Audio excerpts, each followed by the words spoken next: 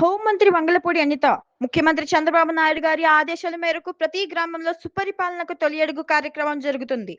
ఏడాది కాలంలో ప్రభుత్వం చేసిన అభివృద్ధి సంక్షేమ పథకాల కోసం ప్రజలకు వివరిస్తున్నాం.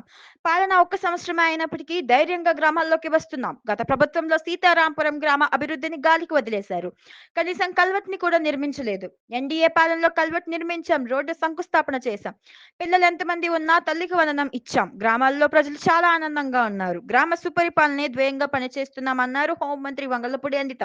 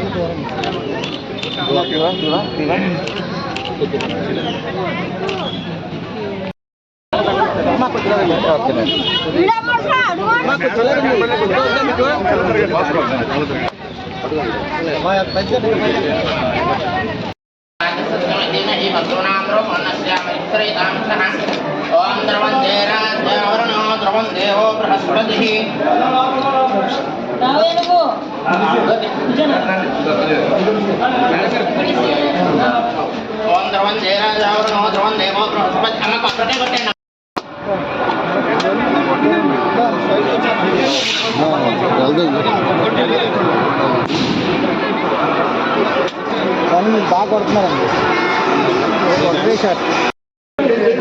మమ్మీ